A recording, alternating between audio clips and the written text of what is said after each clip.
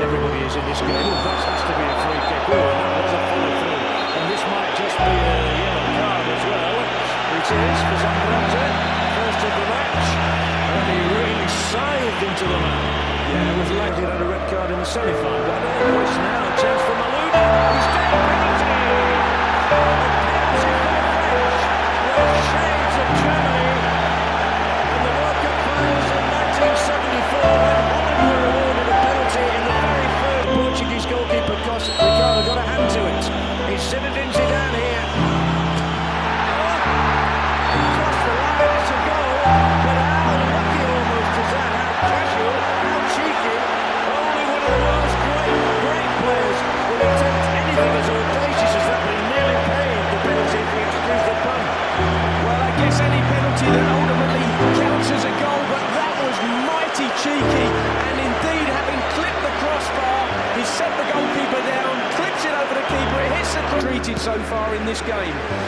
Another little statistic for you, of course, as we see this one flash in, and just wide, took a huge deflection there. Yeah, it came off Materazzi, didn't it? And as a defender, you've got to look to head that away. Wasn't able to get the right contact. On the line, we all know what a curious goalkeeper he can be. Eccentric is not the word for it. And it's put out for a corner, theatrically by Thuram, who is immense in the last match. It was a great defensive header, because if Thuram doesn't... Pirlo's corner, Italy, trailed by a goal. And the level! It's time! It's the big fella from the back, Materazzi, who does to France what he did to the Czech Republic. He climbs into the set piece and a thumping header from the centre-back, Marco Materazzi, has brought Italy right back into this game, and nothing was going to stop this one. Well, it was a powerful World Cup goal of these finals. Here is Zidane, and he's trying to play Henry through the penalty area, and that referee might have stopped play anyway. Senor Elizondo is not pedantic, so Zidane challenging and laid the perfect pass in for Ribery. I think we've only got one for his country. Anyway, it's a Pirlo corner. We know what happened to the last one. It nearly happened again from the same source. Materazzi climbing into this one. He's going to be an absolute menace to that French defence. Well, the delivery again from Pirlo, it's very difficult to defend, but the referee certainly saw Materazzi just push Vieira right on the spot, and he called it perfectly. Of course, Materazzi... Oh, and Henry just seemed to lose his way there, but it's back in with Zidane. Henry, and the referee's going to blow the whistle again, but Italian hearts can beat fast. It's going to be a free kick for them. Yeah, it was Materazzi, wasn't it, who initially... Germany, of course, after 1974. Gattuso's done brilliantly here, and got it through. And a crucial tackle made on Luca Toni there. It was Thuram who got the tackle in, but again Gattuso was at the hub of all that was good about the Italian move. Well, the Italians saw an opportunity. Toni, a great challenge. And over the bar this time. It was Luca Toni who rose for it this one. It wasn't Materazzi this time, it was Toni, the man whose only goals came in the space of 10 minutes. Against the Ukraine, wonderful centre-forward header that. Yeah. And look at this, Joe. You never know what he might produce next. The Maestro, or Henry, who fools Cannavaro, but Cannavaro stays with him. Corner for France, but that was the best of Henry and the best of Cannavaro in one little cameo. Yeah, Henry's so sharp, but Cannavaro... It's always the same players, isn't it, get sacrificed. The Mexican wave is on, which can be disappointing. That means the fans are... Zidane has done well to wriggle away. Now he'll get a free kick. Oh no, yes he will. I thought the referee for a moment was going to say he took a dive. He certainly didn't there. Yeah, I think he pulled the play back a little bit. Initially Gattuso and Factory. I think that's very much the case, and of course half-time can change things. Thank you very much, Gary Stevens. It is half-time here in the World Cup final in Berlin. It all started off with the French side scoring. Materazzi as you can see get the game underway again. The last 45 minutes potentially groin problems. Zidane, so it's a miracle he plays as well as he does. And what about Henry here? Pace, power into the area. And the shot he could only spoon it in the end, almost scuffed Perfect through it to the goalkeeper. And there's a classic example of something you and I were talking about during the interval. A player who stays on his feet when he might have gone down. Yeah, good to see. In the end, I think Henry will be a bit disappointed, but it was amazing because Malouda was down on the far side of the field and unsightly with his movement because of the length of his legs, I think. Yeah. Here's a bit of a spider. Oh, it's a dangerous ball there. It was actually missed by Grosso. He's in again here now. And it's scrambled out. But the flag had, I think, been raised anyway. But Grosso, he likes a goal as well, as any German would tell you. Well, there's a great ball in, wasn't it, from Totti? The near 28 to Stripling. How on earth has he got through there? Brilliantly done! Almost thought he was going to produce an own goal there off Zambrotta. Brilliant play from Thierry Henry. Well, fabulous, wasn't it? Because it looked as if he'd lost his balance once, twice, and then eventually 3 times. Zidane calling for it. It's only Zidane. It's Malouda. And down he goes. And the referee is not going to get a penalty to Malouda this time. Well, they don't often. They don't often give 2 to the same player. No, you're right. It looked slightly clumsy, didn't it? And you look at Zambrotta's reaction and he wondered whether the referee would give it. I've got to be honest, he went to ground, he didn't play the... Malouda twisting and turning and ramming his man. It's Malouda who's done superbly. And the ball is just behind Ribéry as he comes in. That's the best I've seen from Malouda. Yeah, did extremely well, didn't he? Right on that left-hand side. And then when he finally gets into an area to... He's played it. I was going to say played at Liverpool. He was on Liverpool's pitch for a whole season. Totti off. And it's another free kick in here. This has got to be an astonishing rule. It's going to be disallowed. Tony's going to look as though he'd counted every Italian arm was raised.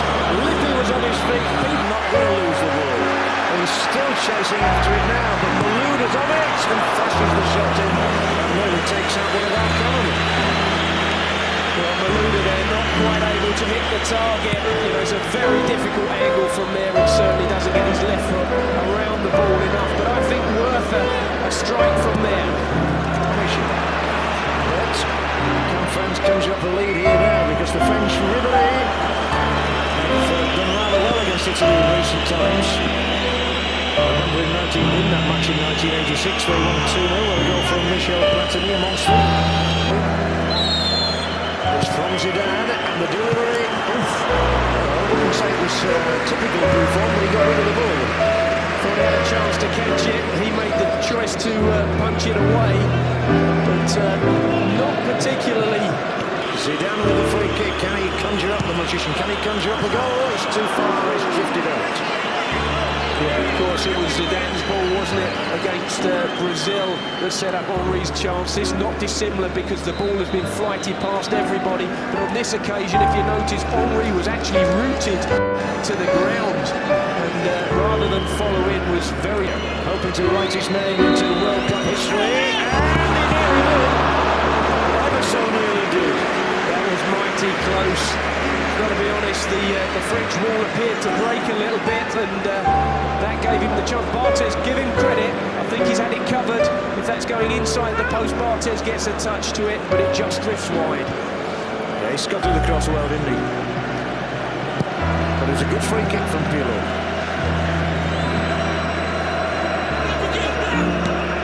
Just a reminder of the rules in case anybody in the world doesn't know them these days, that if the scores are level after 90 minutes, and soon referee Elizondo, in fact right now, referee Elizondo will raise his arm and say enough's enough for the time being. So we are going to have the Women's World Cup final of 2006 into extra time. Well, he's there.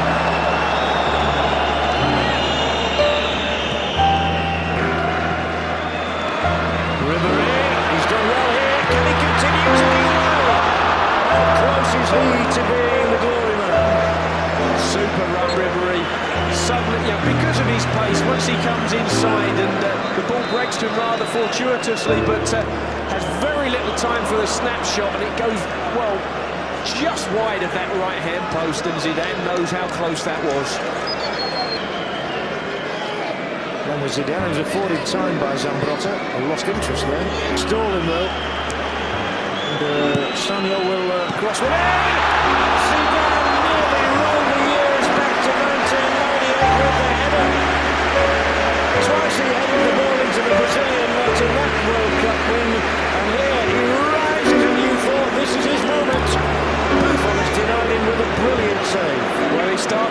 Zidane, didn't he, with that pass wide, and as the delivery came in, he continued his run. I think if he can head that down a little bit more, then possibly Buffon can't get there. Great. Sondo will say that's enough. Half-time and extra time, we are as we were on 90 minutes. We are at this moment headed for the penalty shootout scenario.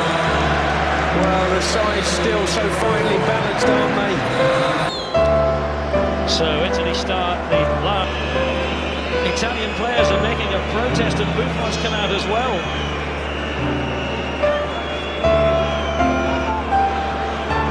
Well, there's Zinedine Zidane. Oh, he's just headed Materazzi in the middle of the chest. But if the officials haven't seen it, well, hang on. The referee, Horacio Elizondo's come to the side of the field to talk to the fourth official, and it's going to be a red card, and it is a red card for Zidane. Although the referee didn't see it, his attention has been brought to it by the other officials on the touchline. And Thomas it back from Makelele, Malouda. Chance here for France. They've got an extra player in the middle, and they couldn't get it back. Biltor trying to cut it back to Trezeguet in the middle, couldn't do so, but it was definitely a chance. He knew what he was trying to do, couldn't quite achieve it. But again, Italian defence is impregnable, and it will be penalties to decide the 2006 World Cup final. And Italy have never won a penalty shootout in a World Cup final. They lost against Brazil in the final in the Regular penalty maker, but he has been to miss in the Champions League final. And he scores. 1-0 Italy. This to make it 1-1. Not much of a runner. Beautiful. Placed into corner angle. It is going to be all power, I imagine. It is. It's beautifully struck again. It's level. Oh, it's not crossed the line. He's missed. It definitely did not cross the line. Ala Zidane. He makes it. That's a huge advantage. I bet his mind is pounding. But the net is too. He's made it. And he's in. It's Alessandro Del Piero. 4-2. There with. Right. But the job he has to do, and that's all. And Grosso has done that job. That means Italy win the World Cup in 2006. Well, you have to say. And here's the man who will lift the trophy to the